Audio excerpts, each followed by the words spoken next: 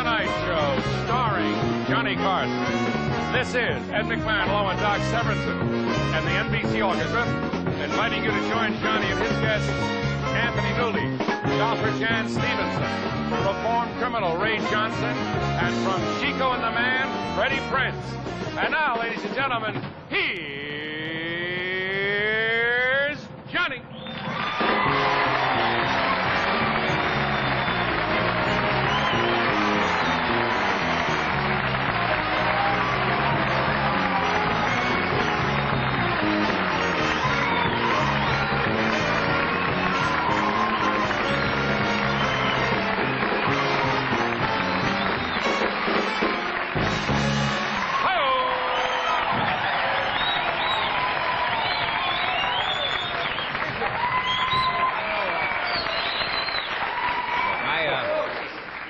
Thank you. I can tell by looking at you that you all have adultery and lust in your hearts. But that doesn't make me any better than you. This is what is going on. Great crowd. It's a wild group tonight. Can I ask a small favor? Since it's not snowing, would you all turn in your tire chains? I'm Johnny Carson, coming to you with renewed confidence after the new fall television season. Have you... I thought we'd go in the tank once in a while, but I've seen some of the new stuff. Before I get to that, we have a late report in the newsroom. President Ford just asked his son Jack for his Playboy magazine so he could find out what's on his opponent's mind. Well, the new television season officially started yesterday, and today is the start of the second season.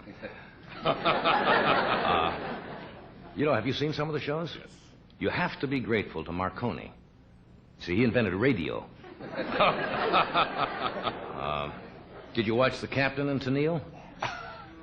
I wonder if the captain knows there's a bomb aboard. Look,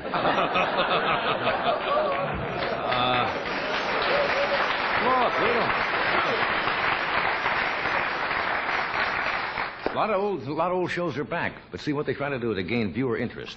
They keep changing the format. Now, for example, in the streets of San Francisco, they killed off Cara Malden, who was played by Michael Douglas. They killed him off. On Macmillan and Wife, Commissioner Macmillan's wife. He loses his wife. Yeah. On the show Doc becomes a widower. And on Good Times, Father dies. There's a rumor that even Donald Duck is going to get it on American Sportsman. They don't like them, they do it. Did you see the opening of the Bionic Woman and the $6 million? Well, it's inflation. I don't know what the hell it is, but the Bionic Woman guest starred on the $6 Million Man. I hope they get married soon, before the warranty runs out on their parts. Well, anyway, there are more shows tonight to watch, and we'll report as they go along. We still have a bus strike in Los Angeles with the RTD, which is a strange name they have out here called the Rapid Transit. A man with a great sense of humor came up with that name.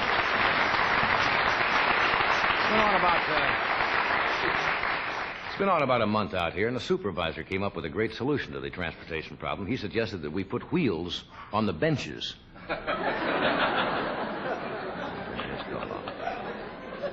Did you read there was an interview in the Ladies' Home Journal with President Ford this month, and it was on the news.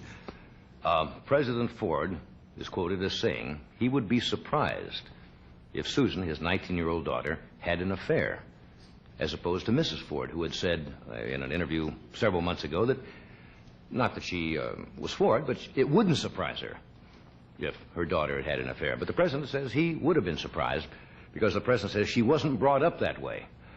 And I don't know why he should be surprised. He became president, and he wasn't brought up that way.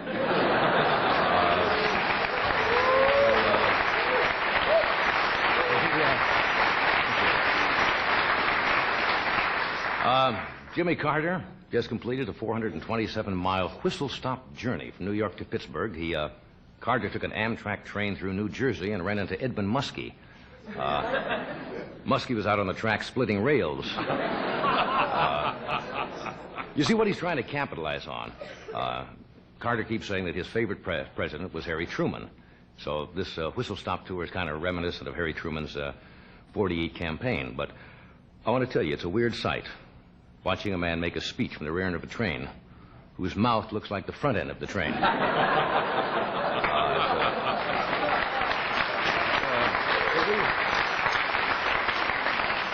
Notice how we play no favorites here? We go both ways. Robert Dole and Walter Mondale. They're busy campaigning. Dole is keeping the pressure on Carter, and Mondale is keeping the pressure on Ford. And I think Dole and Mondale are enjoying right now their moment in the spotlight, because after the vice presidential candidates, after the November election, neither one of them will ever be heard from again. So I think it's right now that they're going to enjoy that. Okay. Did you tell them who we have on the show tonight? Yes, I did. We have Mr. Anthony Newley with us tonight. We have...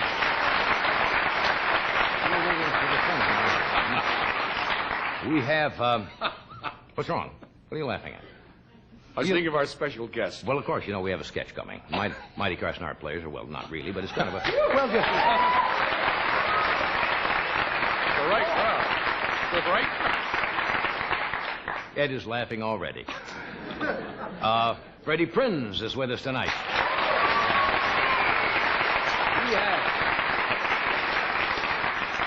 Ray Johnson has been with us before, a former convict who spent half of his life in prison and is spending the rest of it here.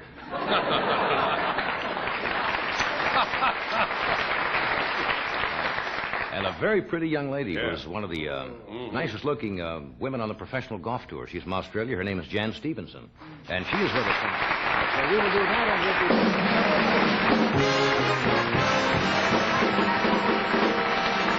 we'll be back after this.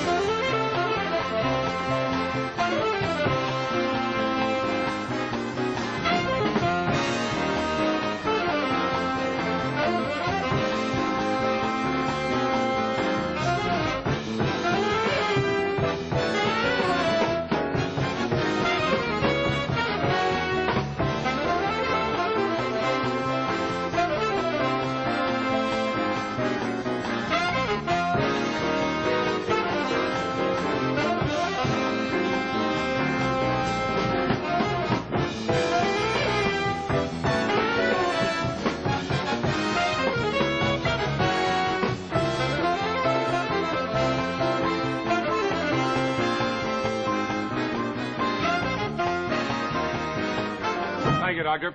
As you know, during the Montreal Olympics, a member of the Russian swimming team defected to Canada. Just recently, a Russian pilot landed his Soviet MiG aircraft in Japan and defected to the United States. This, however, is not the only defection from the Soviet Union. Tonight, we have with us for the first time on national television a Russian comedian who has defected and requested political asylum here in America. He's considered one of the finest comics in Russia. Ladies and gentlemen, please give a warm United States welcome to Shecky Ivanovich.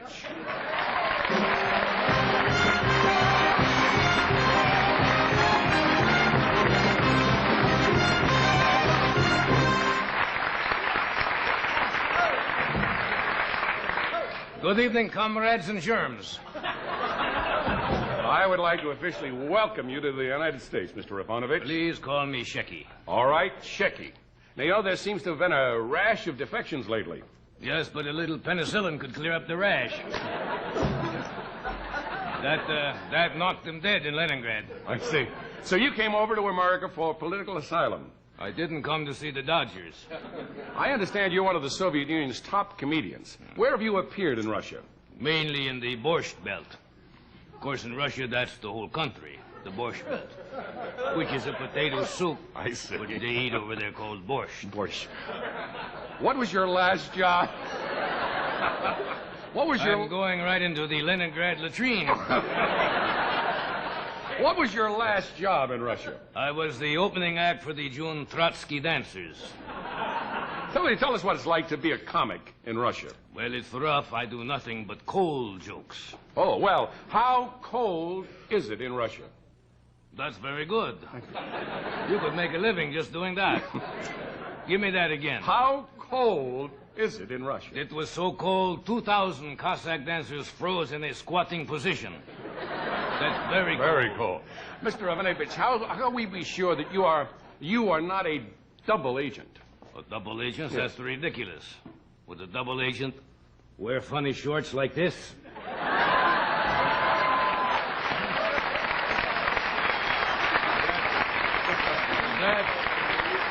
That convinced me. Does that look like a double agent? No. I came to America to get away from oppression, censorship. I understand if you speak out against the government, they send you to Siberia. Ah, that's true. In this country, I understand they send you to Philadelphia. Make you co-host the Mike Douglas show. How did you manage to, Tell me, how did you manage to sneak out of Russia? Well, very easy, actually. I posed as a Russian ballerina. Bolshoi? Same to you, comrade. I understand that you were picked up and questioned by the FBI. Da. And they let you go. Da. They searched all my luggage, and Clarence Kelly found out I didn't have any furniture. Where did you appear as a comic in Russia? Comrade. Oh, yes. Well, I'm, You seem to like me very much. It's those people I'm trying to, I come from another country defect, and I get humiliated here also. What did you ask me? Where did you appear as a comic in Russia? I'm very big at the proletariat room at the Comrade Hilton. Small room. And who do you appear with? Well, I worked with Tony Orlansky and Donsky. And Gladys Knight and the Pipskis. Of course, in Russia, the Pipskis are white. We don't have any... Could you give us an example of a...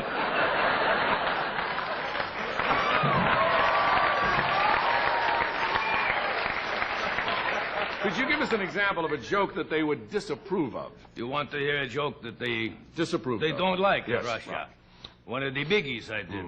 I would come out and say, Stalin was such a crook that he had the rubber pockets so he could steal soup.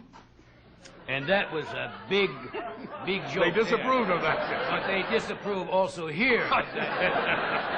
Where do you get your material? From Poland. They're always doing Russian jokes that we don't like. Now, what gets the biggest laugh in Russia? The American wheat deal. That gets some big laugh. Now, what do you want to do while you're here in the United States? I definitely want to continue my comedy career. I see.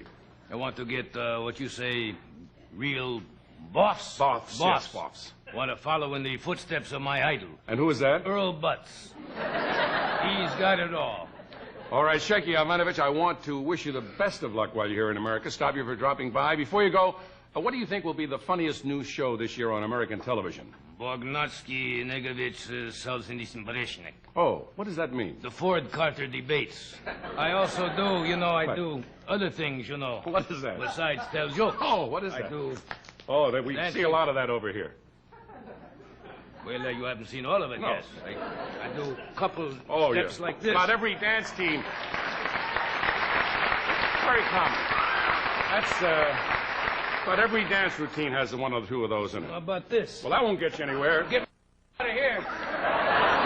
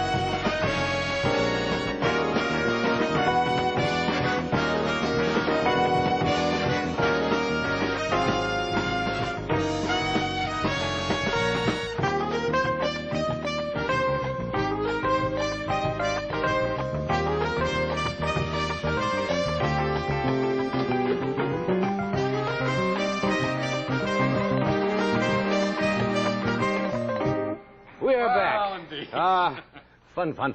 Finally had to happen. Welcome to the family hour. There's one bananas there, silly. It slipped out. Shouldn't have said that. We have on the show tonight. We have with us tonight, we have Freddie Prinze, who's made a motion picture. We have Ray Johnson. We have Jan Stevenson. And this gentleman, who is most talented. He really has style. Mm-hmm. You know, when you got style, all the impressionists do you. And he's a composer, actor, songwriter. You name it, he does it all well. He's going to be appearing at Harrah's in Lake Tahoe from the 1st of October through the 8th. Then he will be at the Riviera Hotel in Las Vegas on the 28th for 2 weeks. Would you welcome Mr. Anthony Newley? Go on.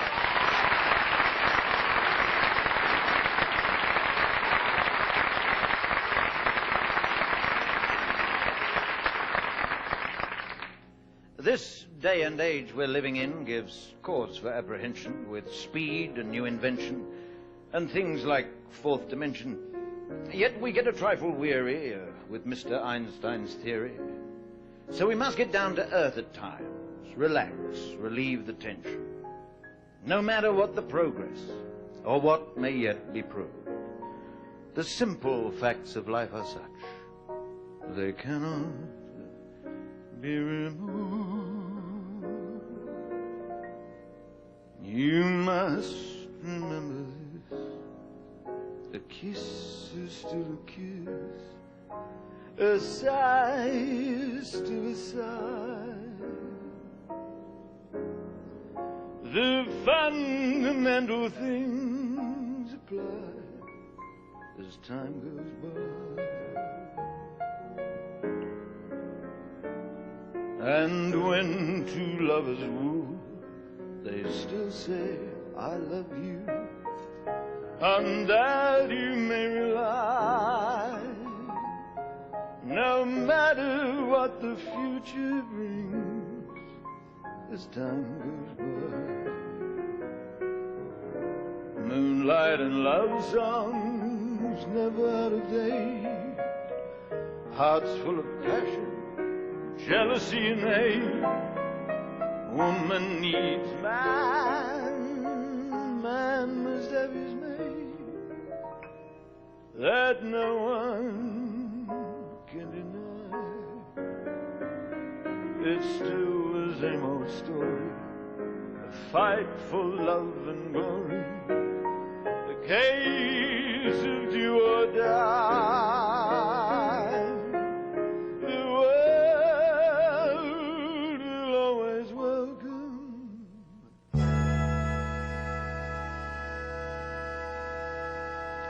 lovers.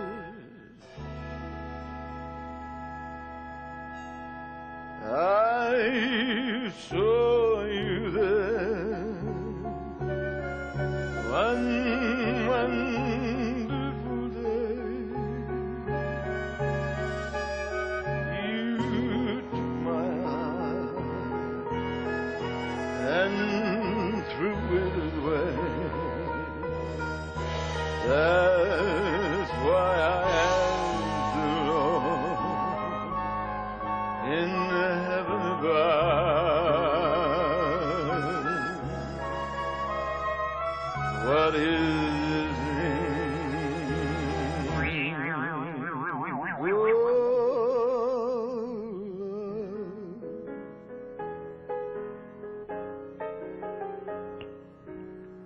Moonlight and love songs never out of date.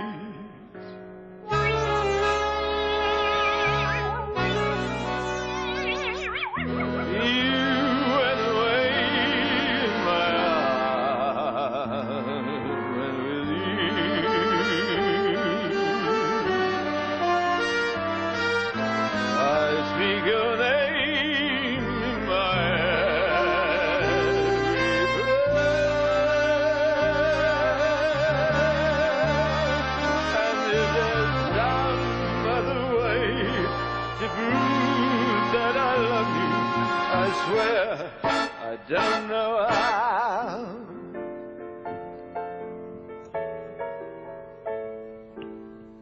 Hearts full of passion, jealousy and hate.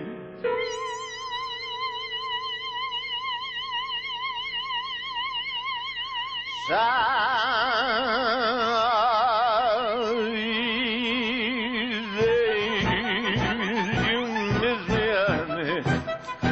some of these days you'll be so lonely. You'll miss my hugging, and you miss my kissing. You'll miss me, sweetheart, when you go away.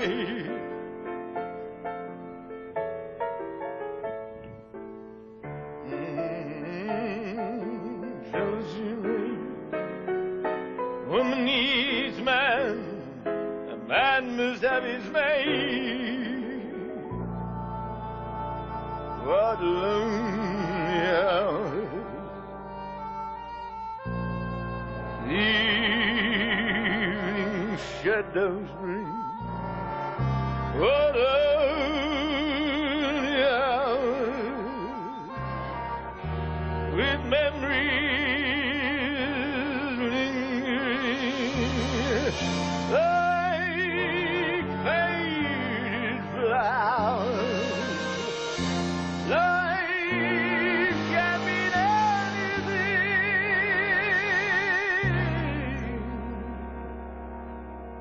when your love is warm. When you're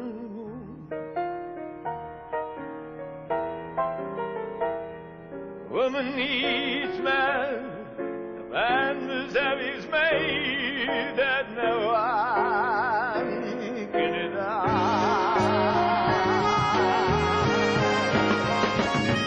It's still the same old story, fight for love and glory, against your die. You made me love you. I didn't want to. I didn't want to. I want some love. That's true. Yes, I do. Indeed, I do. You know I do. Give me, give me, give me, give me, give me, give me, give me what I cried for. You know you gotta give it. I died for. You know you made me love you. It's still the same old story. The fight for love and glory, against it do or die. The world will always welcome.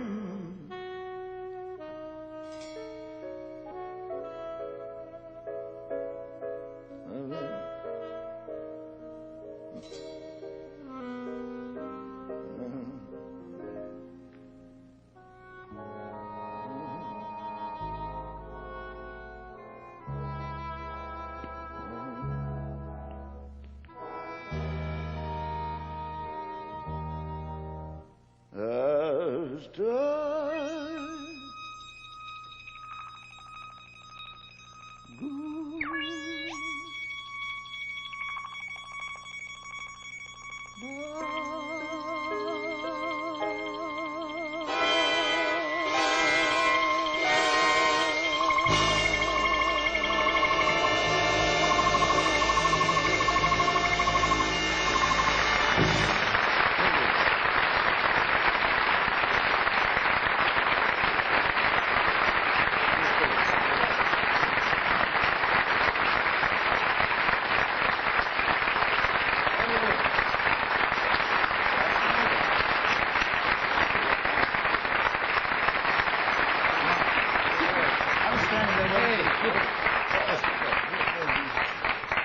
Thank you for doing that. That Thank you, Joe. that was absolutely super. Great arrangement, and Thank you very only much. as you could do that. Yeah. Isn't that from that's from Casablanca, isn't it?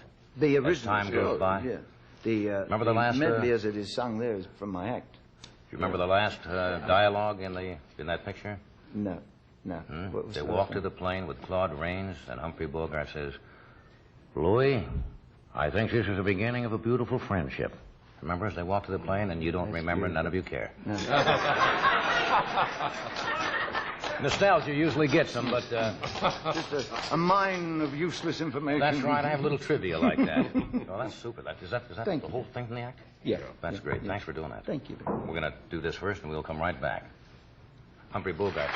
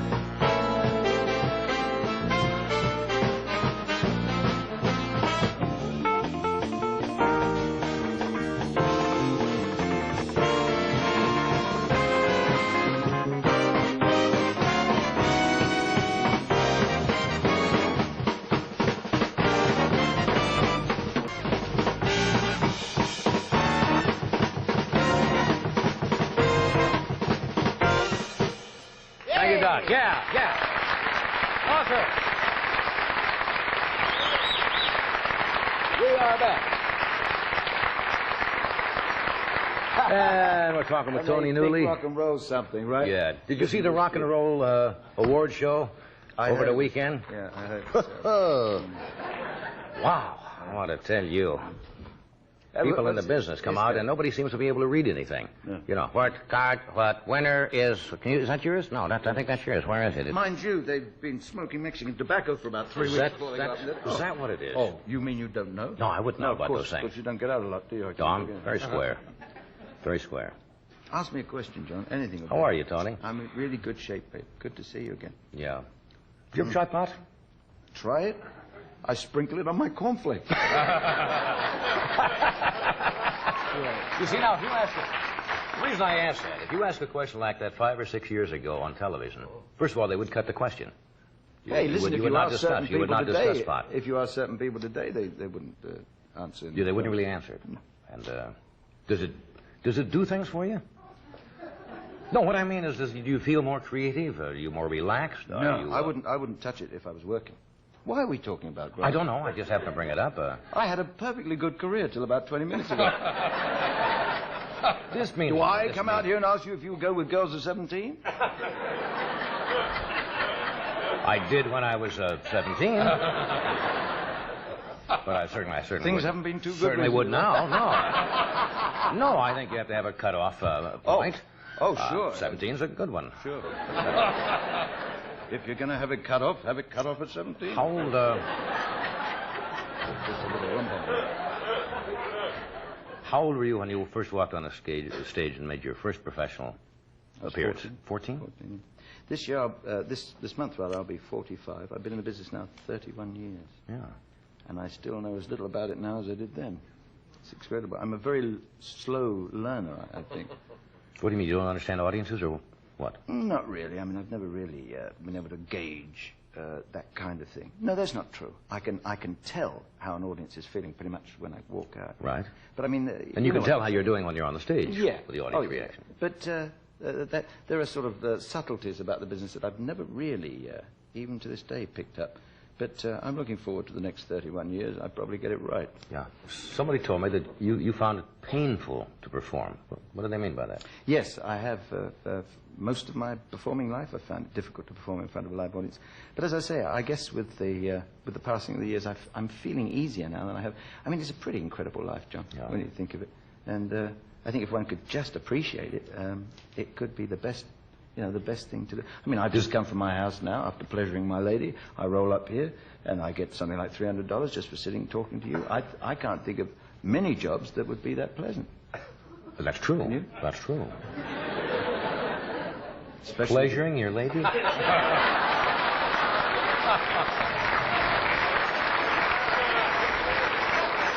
guess that's an old English expression, I guess. Oh, yeah. Not in vogue over here. What do you want me to say? No. I've already ruined my career. Do you find it painful to perform from the standpoint that you want to be good all the time and you are afraid that the audience won't like you? Is that what it is? Well, I guess as a performer, you appreciate. That's why I you want get to be nervous. best. You want to be good all the Sure. time, and when you come out and things are not going well, Yeah. That's you the set for rejection. yourself such a high level of. as you can tell from the sketch we just did before you came out. I actually have a few notes about that sketch. We have a certain level that we try to attain. As you say, the Leningrad latrine is richer by your performance. I don't think you had to add to that. I already said that. What's the worst? Have you ever walked out and just absolutely nothing has happened? You know, where you think it's all going to go and yeah. one of those terrible disasters? Yeah, some of the opening nights of our shows have been rather like that. I remember the last show we did, a show called The Good Old Bad Old Days that Brickus and I wrote in London. And I had never intended to direct it or appear in it, frankly. I just thought we'd write it and I'd give it to somebody and get up there and do it. But we couldn't find anybody to play it, so I was stuck with it and directing it. And I always remember the opening night in a little town called Nottingham in England. As I was running off the stage back... Oh, Wait a minute, Nottingham. This may be a first. I've never heard Nottingham get a hand before. That's very nice of you. Yeah. Well, anyway, we were playing Nottingham, and as I left the stage to run downstairs and change and come on the other side, I thought, I'm going to be doing this for about a year. And the awfulness of it suddenly struck me halfway down the stairs. And it was tragic, because I didn't want to be there to begin with. But the thought that I was now in a show, because I'd been so busy directing it that I hadn't really taken care of myself. And here I was running downstairs, put on another funny hat and come on the other side. And I thought, what am I doing? I don't even like doing this. Dick Martin and Dan Rowan told a funny story in the show when they were in their early days in a club somewhere in Chicago, and they were out in a nightclub, and it was like a bunch of drunken legionnaires, and the A material didn't go, nothing was going, and they tried every device. And they had a little piece where they get up and they march around trying to get the people, to join in. And nobody was paying the least, so they marched right out the door of the of the club, right down to the elevator, went in, got in the elevator, and went to their room, and never came back. And they said nobody cared or noticed the difference. They thought it was a finish. They just said, this is it, we're leaving, and they split, and just in the middle of it. They're all waiting for another war, I know you have to cut tonight. Anything else, Sue, you want to mention? You're going to open the Riviera soon, up at the lake? Yeah, I'm rather looking forward to that. It's a very pretty place to play. Yeah, it is. And we'll be at Vegas, too, and with Burt Bacharach. Right. But do you want me to chanson now? If you'd like to chanson? Sure. Yes, chanson de Noël. Okay, sure. I'd like to sing, if I may, my latest record. Because if I don't, they break my legs, Did they have that? You have the same agent that I used to have. Yes. What is it? What's it called? It's called Teach the Children. Oh, I know. It's a lovely song. Thank you. Lovely song. Thanks, John.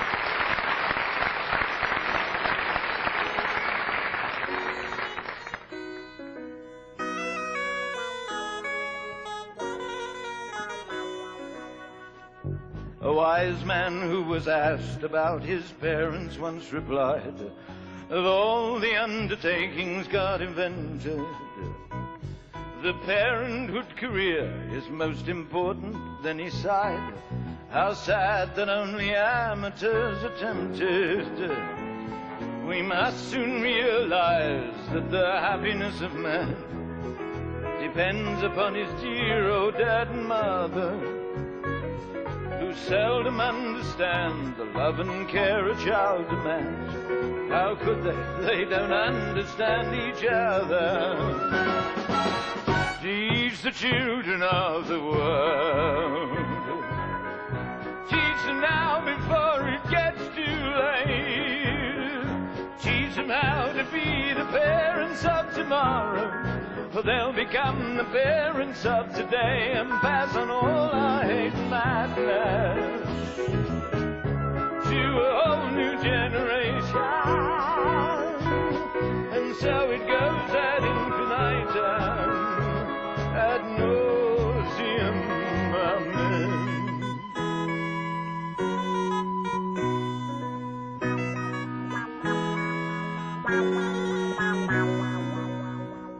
What pleasure we derive upon this overcrowded earth in making and remaking our own image, when any fool could tell us where the gift of life's concerned. We take for granted what should be a privilege. The children of the world are doomed before they reach a school by families who are unprepared and careless. As long as procreation is a paradise for fools, the world will be the victim of its parents. Teach the children of the world. Teach them now before it gets too late. Teach them how to be the parents of tomorrow, for they'll become the parents of today and pass on all life madness to a whole new generation. And so it goes out into night time at nauseam amen. Teach the children of the world. Teach them now before it gets too late. Teach them how to be the parents of tomorrow, for they'll become the parents of today and pass on all life madness to a whole new generation. And so it goes out into night time at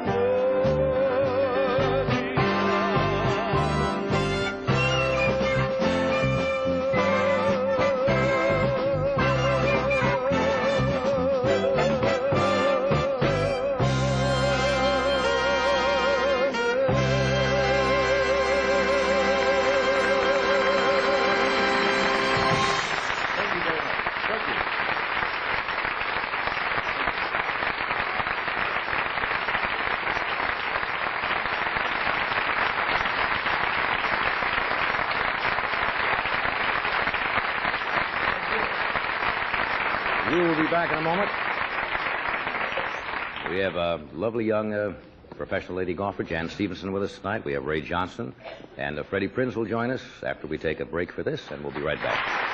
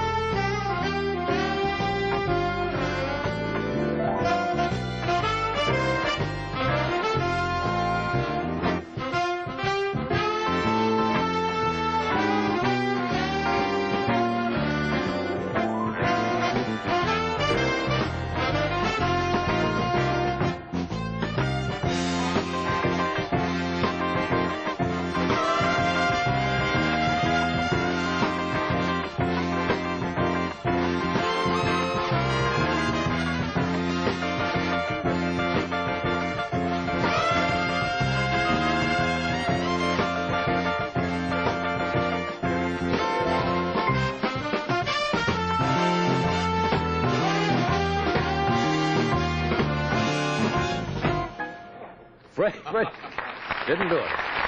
Freddie Prinze is here tonight.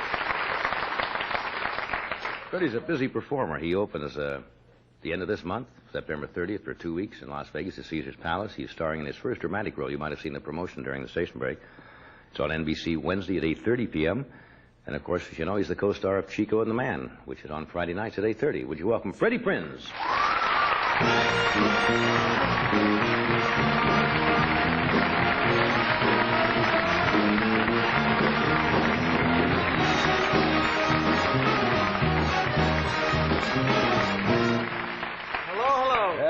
Why don't you let somebody else make a buck? You're doing everything. You're on the road, you're doing concerts, you got a movie, you got a television show. Working hard.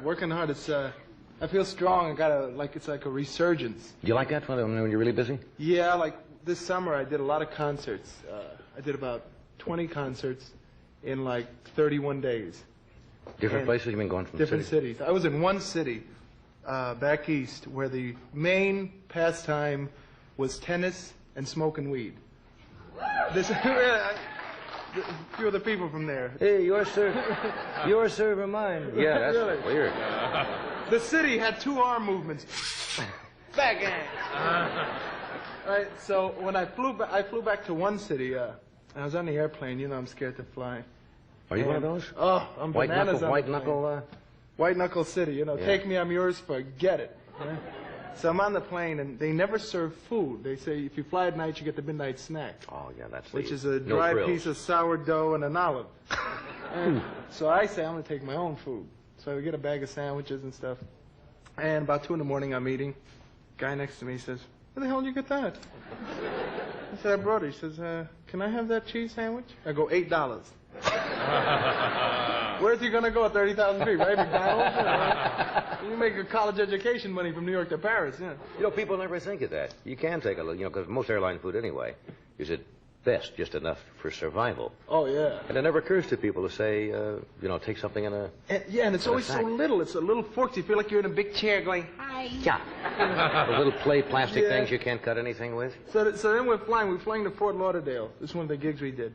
And we're in the middle of Hurricane Bell, which missed Miami, and Fort Lauderdale hits New York, hits Long Island.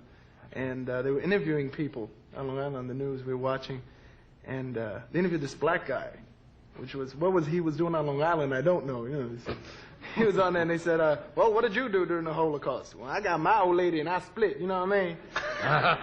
That winter blow the color off a nigga, you know? Yeah, I ain't lying. Yeah. They had one guy who was gay on Fire Island, and he said, "I got my plants and I dashed."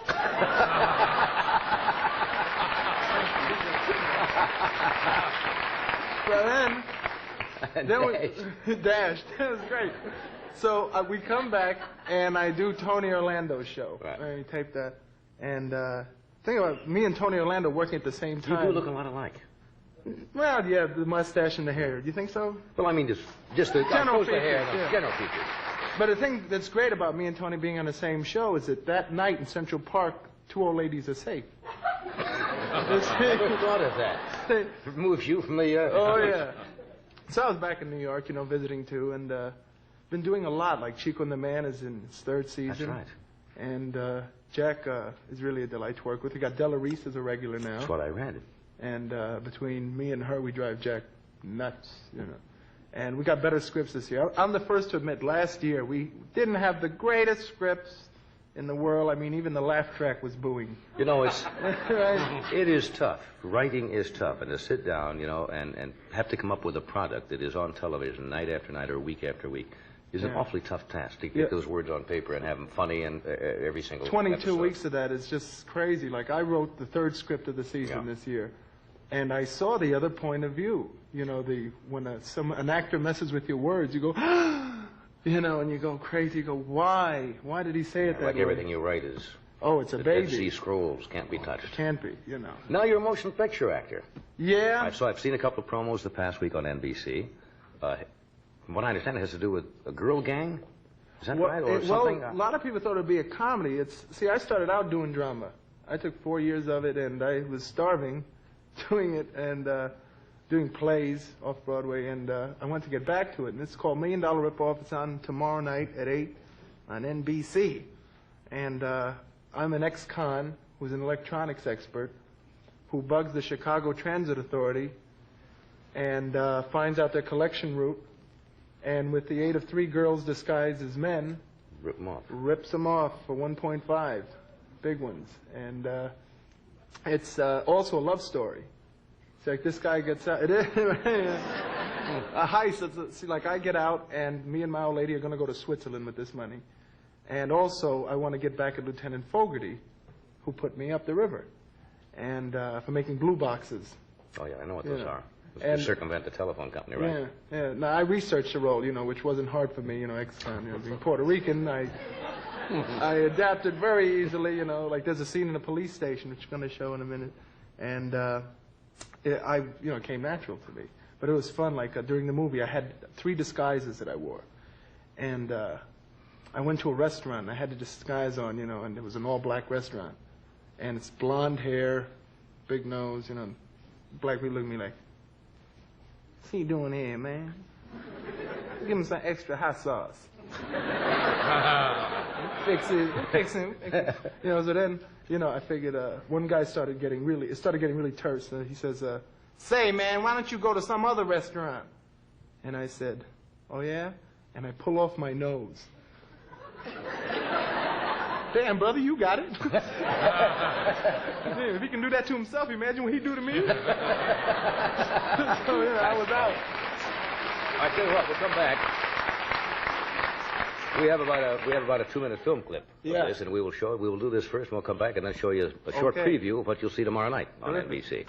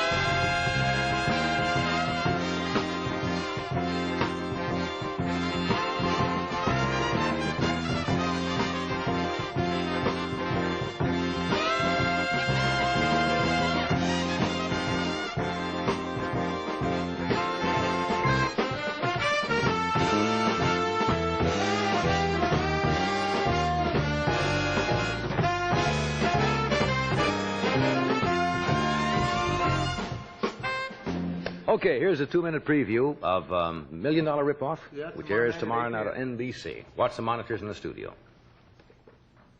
Roll the film.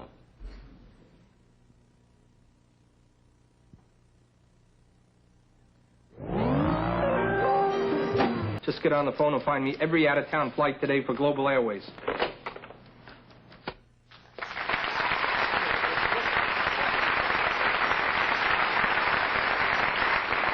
I was really happy that, you know, I worked with Alan Garfield, who's a great actor. He's a great actor. That must be fun. Yeah, the last scene I had to laugh hysterically, and I just couldn't get up to it. It was like 7 in the morning, and he mooned me. Oh. And Alan Garfield could moon somebody. And that got you rolling. Oh, I was off then. I was off. I'm not going to ask you how it comes out, but I assume under the morality of television and that you're probably caught and the money has to be, you know, they used to have that. I'm not caught. Oh, you're not caught. I'm not caught. Nobody gets killed either. But I won't tell you how the ending goes. Okay.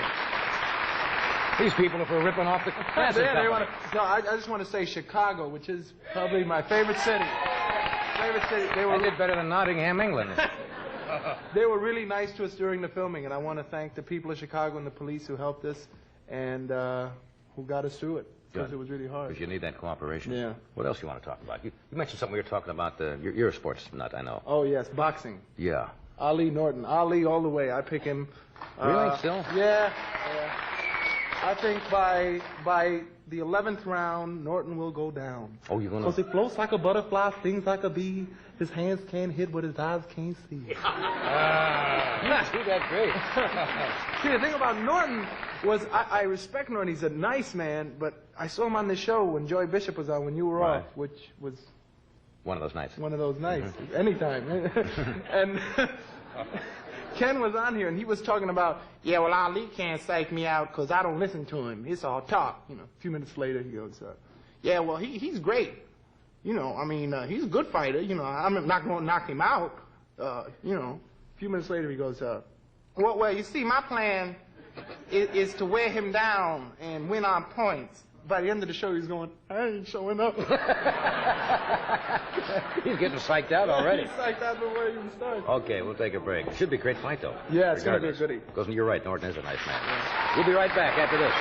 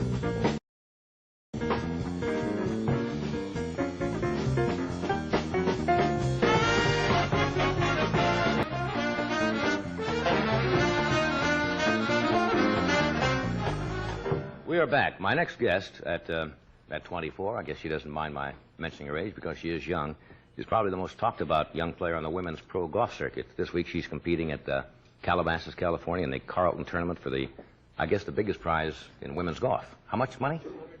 $205,000? Hey. Sounds like my movie. Get my clubs. I'll go with you. Would you welcome Jan Stevenson?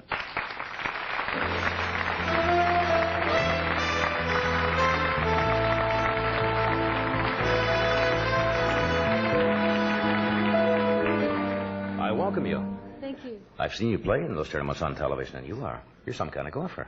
Well, thank you. Did you see Miss Ola's putts, too? Well, they say that's the difference in tournaments, isn't it? Whether it's men tournaments or women, that it all comes down to what happens. It really does. It doesn't seem right to me that somebody can hit a 200-yard drive, and that counts as much, or that little 6-inch or 1-foot putt counts exactly the same. I know, it's so mad. Doesn't seem fair, does it? No. Well, how much prize money? Freddie said 205. What's first prize now in this tournament? First prize is $35,000 in the Carlton. $35,000. That's a lot of money. What's the most money you've ever won in a tournament? Well, I finished third in the Dinah Shore, Right, and I I made saw you win. $10,500, which was quite fun. That's not bad. Well, I missed a little putt in the last hole, and it cost me $7,500, and I still have nightmares about it. I wish those sportscasters, they've gotten so money conscious that every time you watch a golf tournament, now these guys cannot get away. This putt here is only 4 feet, but the difference between first and second place, and you see the guy looking over, is $13,500. This single putt is worth, and the guy is going, yeah. And they're right, it is that one. I know, I walked straight off the green. I had to go on television. They said, do you realize that putt was worth $7,500? And I went, oh, it was? And I almost felt the tears coming to my eyes. I thought, oh, no. Yeah, but there'll be other times that you'll be on the winning end of it. I hope so. Women's golf has become as a matter of fact, I saw the other night they reran the Babe Dietrichson story with what a super Susan story. Clark and Alex Karras, and I had not seen it before. Now, in those days, like I guess when the men first started, the money was nothing like it is now in professional sports. I know. Even recently, our tour has really gone up. We've doubled our prize money this year. Yeah. Do you think now Chrissy Everett in women's tennis was going to boycott, or threaten to boycott Forest Hills because she said the women should receive equal purses with the men? How do you feel about that? Well, I don't think we're ready for that. I think maybe eventually that will happen. But right now, it's so nice to get these nice big companies behind us and getting all this money. And $205,000 is the biggest purse in any women's sport. Yeah, I think she has a point there, but I think if the women drew the same kind of crowds, and I think the men's tennis, at least so far, draws bigger crowds than women's tennis does. Right, I agree. And it'll probably equalize out. How long have you been playing this game? Since I was a little girl. Really? Yeah. I started when I was 10. I was sick of tennis and swimming by then. Yeah, so from I decided Australia. to take You've been from something. Australia. Where's home in Australia? Sydney. Sydney? Yes. Well, I feel like I'm home here in California now. I feel so much Californian. I play at Palm Springs and live there now. You've lost practically all your... You have once in a while. You have a little Australian. No. No. Little, once in a while it sneaks through. Well, I have lots of American friends, and I love the States. Yeah, but you started this as a tennis player. Yes. Well, I was swimming at about 7 competitively, and I got sick of that. And I started to play tennis, and my parents were very keen on tennis. Yeah. And they'd drop me at the tennis court, and then they'd run off to play golf. And I said, what is this? Why do I have to play this tennis when golf must be really fantastic? So they dropped me there, and when they were off at a golf course, I'd sneak off to another golf course. And then one day, someone said, we saw Jan at the golf course. And they went, oh, no, she's at the tennis courts. And then they found out. So you're a swimmer? Then somebody said you also, at one time, were going to be a surfer. Well, that was my next step after golfing. I decided I was going to be a professional surfer. But my dad was a little smarter because he knew what happened about the tennis.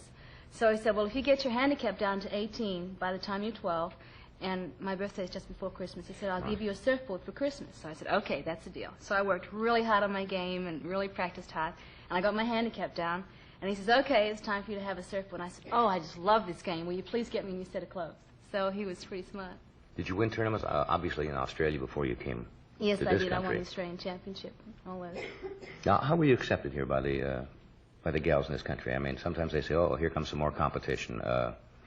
And the fact that you're very pretty also. Well, I guess at first I was pretty selfish, too. I was, number 1 in Australia, and I thought I was just going to come here and just win Wipe everything. everybody off. Right. And it's a little tougher over here. The competition is so high, and there's so many good players. And I think the fact that the LPGA image changed, there's so many girls under 30, and we have so many people now that are behind us. You know, the LPGA staff, we have a really good commissioner and PR people, and they believe in us. So I've got so patriotic to the LPGA that the girls have accepted me now. Yeah. What's the best part of your game, do you think? As a player? Well, I think I'm just accurate. People say my putting, but it has been so bad lately. And What ever causes since Dinah that? Shore, What causes that? It seems, I mean, it's basically the same thing. it's so much touch, you know, it's so much emotion, and I'm very emotional on the golf course. And if I'm a little bit down, it tends to affect my putting. Do you cry if you miss? Do you No, ever, but you ever just go over and cry and... Oh, when I get in the car, I have quite a few tears on the way home. But the only time I ever really showed my emotion, and I thought nobody saw it, was in the Dinah Shore, because I walked off and I was really calm and smiling and went on television. I thought, well, nobody knows how upset I am. And my caddy was really mad, and he threw his lucky shoes in the water. So he was okay. He got his emotion out, and I thought, no, I can't do that. And I'm home in Palm Springs, so I have to really be nice. And then I went on television. Then I had to go to the press tent, and there was this big trash can on the way. And I thought, nobody can see me. And I kicked it as hard as I could. I was so mad. And my foot went right through it, a great big hole in the trash can. And I was in shock, so I took it out, and then I walked to the press tent and smiled and went on. And then one of the LPGA photographers saw it, and he took a picture, and he sent it to me. But and I have this big picture of a trash can with a hole. But that got it out, didn't it? It really felt good, yeah. Don't they fine you? Don't they fine you for unseemly behavior on the golf course? I mean, in other words, if you throw a club or something yes, I'm in anger, do they act? Yes. Well, it's a little different than it was in Babe Zaharias' time. She was very emotional, and she was different. But our tour has changed. There's lots of young girls out there and people like me that just can't control themselves on the golf course. What are your goals? To teach golf? Because obviously one can't play on the tour forever. What would you like to do? I would have no patience for teaching. Really? Oh, I'd be just terrible. If they couldn't do it the way I said it, I'd be mad. You're still Australian citizen? I'm still Australian, yes. I suppose people now, since you spend a lot of time here, say, hey, why don't you become an American citizen? Does that create problems back home if you do? It really does. Helen Reddy changed hers, and it caused so many problems with the government and the press. Why, did they think you were giving up your home and... Well, I don't know. It was a little more difficult for Helen because she didn't really make it there until she came here, and then they claimed her as theirs, and she was very patriotic to the States because she made it here. But I was pretty good in Australia, too, and they have been so good to me over there. But then I love the States, and I'm really in between. Can't you have dual citizenship? That's a good idea. I think some people do have dual citizenship if you spend a certain amount of time that's here. their business. People want to do that. Yeah, that's right. That double stuff, I don't play that. How do you keep in shape? Somebody said you have quite a regimen for keeping yourself in shape. Well, I do. Because golf really is not, let's be honest, is not what you call great exercise. I mean, it's a walk, but that's... 5 miles a day is not really much exercise walking. Unless you run or something, but... Well, I run and I swim every day, and my daddy's over from Australia, and he's acting like head coach. Every day I have to run and swim and work out, and I really feel good for it, though. Yeah, well, it certainly pays off. Now, let me ask you this. All the young athletes, the fellows who are on the tour, if they're single, they have the young ladies around. Now, you probably get tired asking this, and I don't mean to embarrass you, but you're very, very attractive. Don't you have guys lurking around... behind bunkers and in sand traps, Please hook it into the bushes. Kind of laying back in the weeds or something, I mean, you don't have to answer that if you don't want to, but I mean, sure, you must have guys come up and say, hey there, Well, I have to admit, since the image, everyone knows about the new image, we have quite a few nice young men around the gallery. Yeah. And it's fun to kind of play up to them a little bit. It's nice to play in front of them, and especially if I'm playing badly. I have to, kind of makes me try and keeps me interested in the game. But you're on the road all the time, so, I mean, you travel from place to place. I know, you never get to meet anyone. You really don't. And in fact, if I met anyone, I'd be leaving the next week, so I really wouldn't get any relationship going. Yeah. Besides, I go to bed so early. Really? Yeah. As long as you get up late.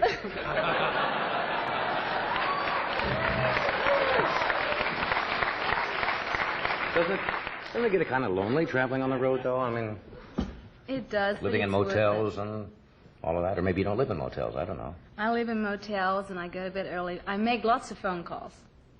That is my only thing. I get in the room, and I'm exhausted, so I can't go out, and I haven't met anybody because I'm too busy on my game. So I get to the phone and call all the people I know, and I have these terrible phone bills. Hey, I'm glad you're here tonight. It's nice to meet you. I wish you great luck in the tournament coming up. Thank you very much. We're going to take a break here, and we're coming right back. Stay with us.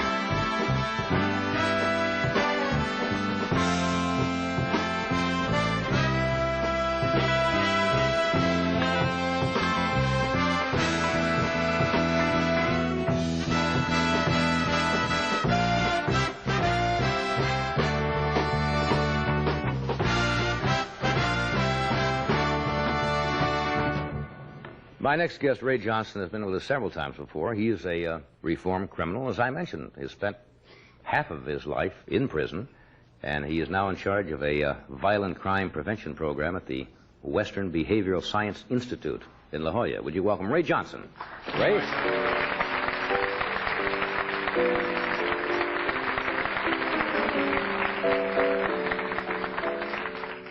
Good to see you again.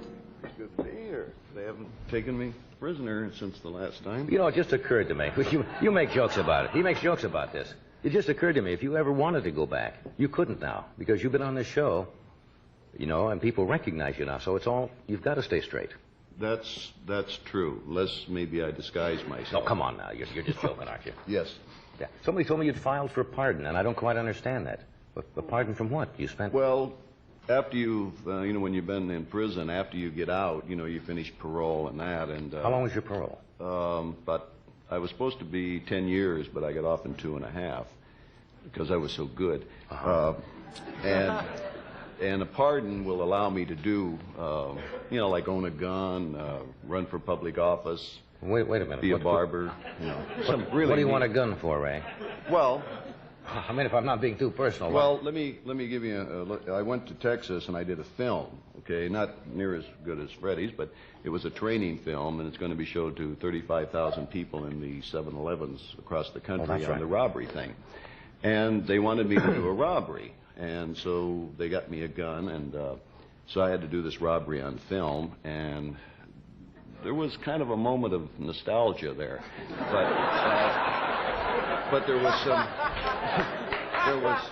There was some problems with the legality of my having the gun, and so I thought, well, you know, maybe I ought to try to do something about that. Right. So I applied for the pardon, and one of the things they do is take your fingerprints. And so I went to the police station, and I said, you know, I'd like to have my fingerprints taken, which was really difficult for me to do. And they took 4 sets, and they told me it was $6. And I've kind of always felt that having one's, you know, I think I've earned my fingerprints. I just didn't think I should pay for it. And, you know, it wasn't the $6, it was the principal. And so we argued about it, and they kind of felt that I'd made a contribution to law enforcement. I kept them all in jobs. And so, anyway, they... So they waived the $6? Yeah, so they waived the $6. But then during this movie thing, you know, I had to, and, you know, I don't know anything about show business, but I went in, they said, now, you just do what you would do naturally. You know, you're the... But, however, try to stay within this area so the cameras and all that. It's okay. So you had to duplicate a robbery. So I went in, and the guy that I was robbing had, you know, been rehearsed. We, you know, had been... The robbie. Yeah, the robbie. And so a lot of showbiz in robbery, you know, and I says, okay, this is it, or whatever it was I said. Well, what would you normally say? I would say, this is it. Oh, go on. Anyway, he got scared to death. You know, I mean, it was really kind of, but, okay, so I get the money, and I go out the door. It's over. And I felt, you know, I'd done it pretty well. And they said, well, now we got to take another take for insurance. And I'll tell you, it's damn hard to keep taking that money back and get it back. I mean, I mean, it was something didn't about seem it. right. Yeah, it just sort of rubbed the grain the wrong way. Then I had to do it 3 times, and it's turned out pretty good, and 35,000 people are going to see it. And Good. I'm glad you're doing that. we think there's going to be, like, if this is as successful as the study, there'll be probably maybe 2,000 to 3,000 less robberies in them stores across the country, and I think that's pretty good. Right. Were you ever, I don't know if I've ever asked you this, were you ever convicted of a crime that you didn't do? Because most of your crimes were for robbery. No, I mean, you'd done it every time they got you. Every time they got me out. But it's interesting that I was, kind of naive, I think, when I started being a criminal. I felt that like I could lie. It was, perfectly okay for me to lie, but the cops weren't supposed to lie. Things like that. Right. And I found myself in fact, the last time I went to prison, and, I really lied. And I had asked for a jury trial. It was the first time in my life. I usually pled guilty or made a deal or something. And so I went in front of this jury. No, it was the time before last. Anyway, I went in front of the jury, and... But you were guilty, anyway, but you wanted a jury trial. Oh, yeah. Well, my lawyer said, they're going to get you anyway, so we might as well take this. I love lawyers. But anyway, I go in front of the jury, and I lie, and I really carry on. And by God, they believed me and found me not guilty. And I become a firm believer in the jury system in this country. No, I'm serious.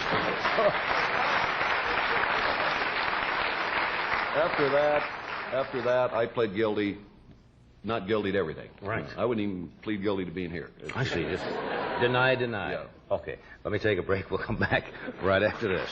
And you will be here if you can deny it.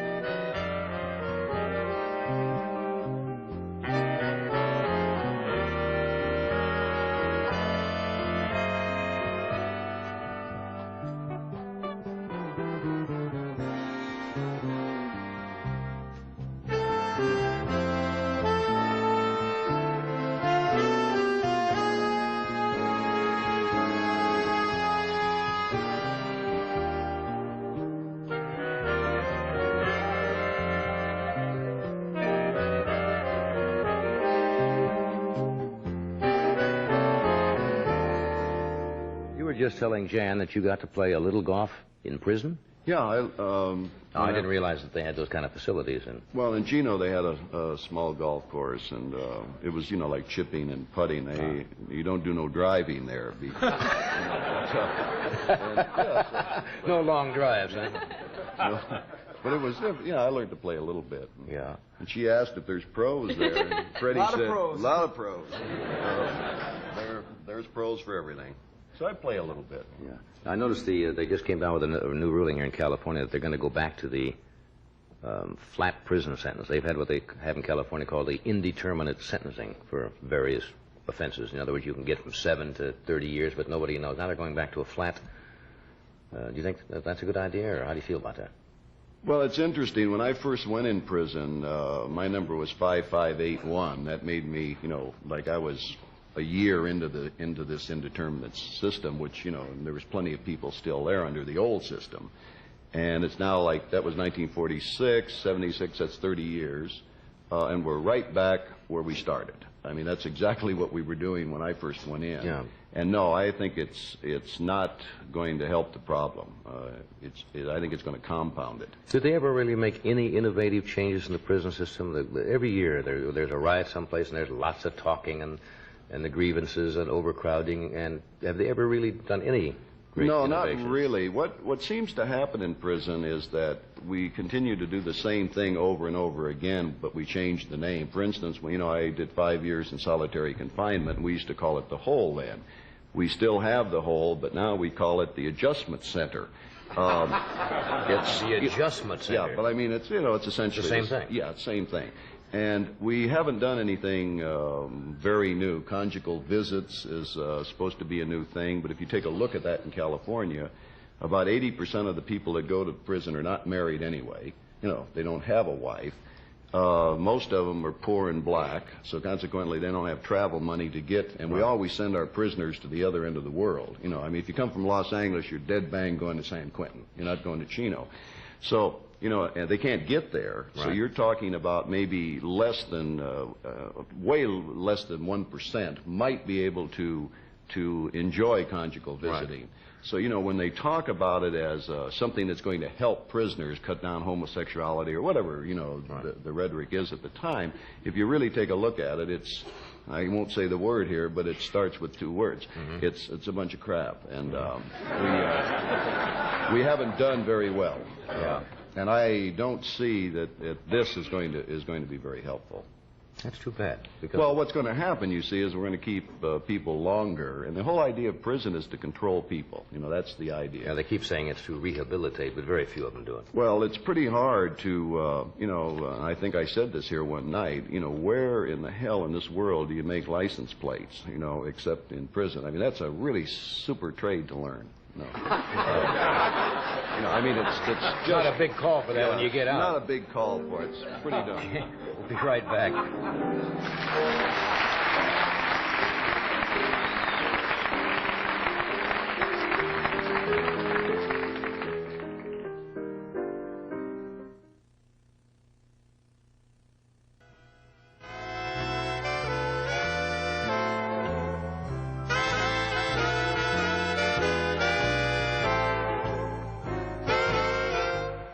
Ray, I thank you again for being with us. I hope you come back with us soon. We had some other subjects we want to follow up on tonight. Okay?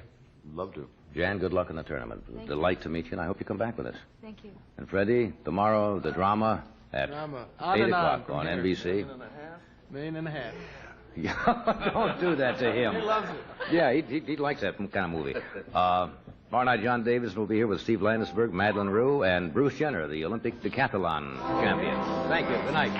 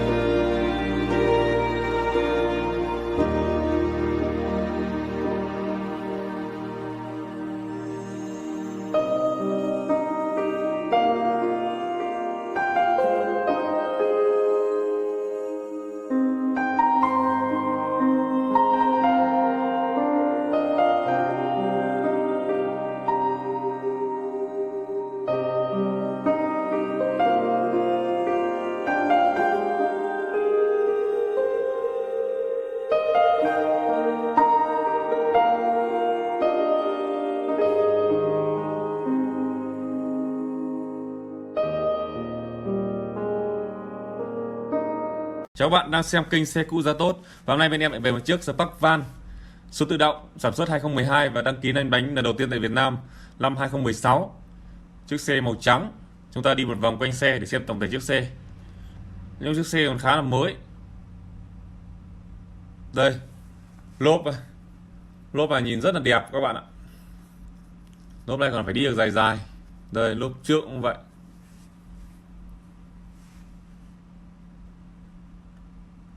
Tổng thể chiếc xe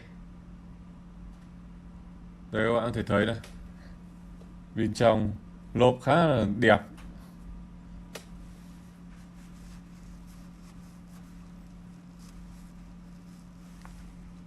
Biển Hà Nội các bạn ạ, nhìn rất là mới. Đây các bạn nhìn này, gạt mưa, biểu tượng Chevrolet. Đây, con nắp này đã có cảm biến rồi nhé, xe có cảm biến lùi nhé.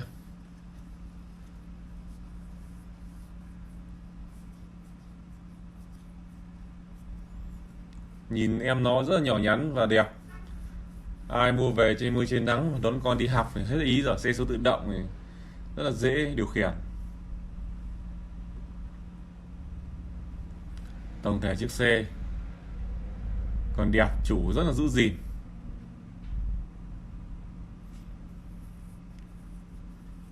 Tôi sẽ mở cái lắp cabo để cho các bạn xem máy móc.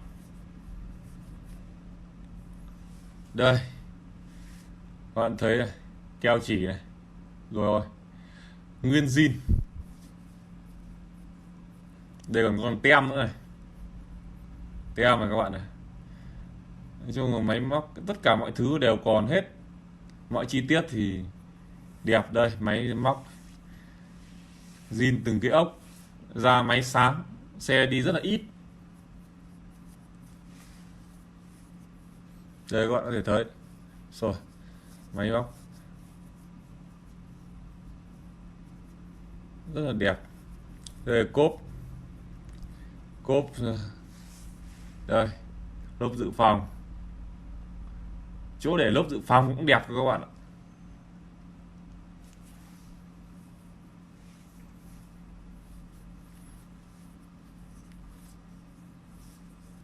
Đây, trong nội thất thì vô lăng còn rất là đẹp.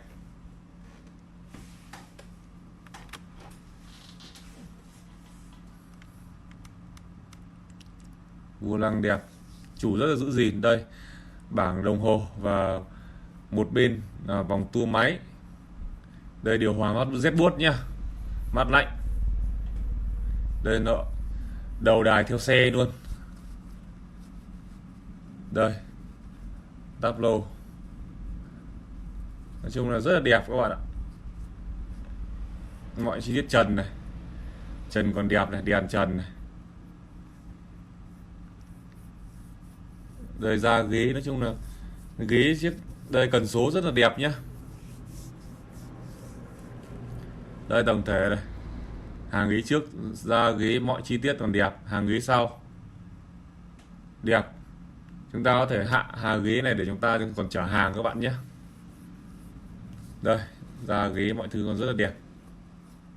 Xe chở hàng. Đây, lốp rất là đẹp. Đây, lốp trước này, máy móc nói chung là rất là đẹp. Máy xe còn rất là đẹp. Và chiếc xe này bên em giá bán với giá là 110 triệu cho một chiếc Spark Van số tự động sản xuất 2012.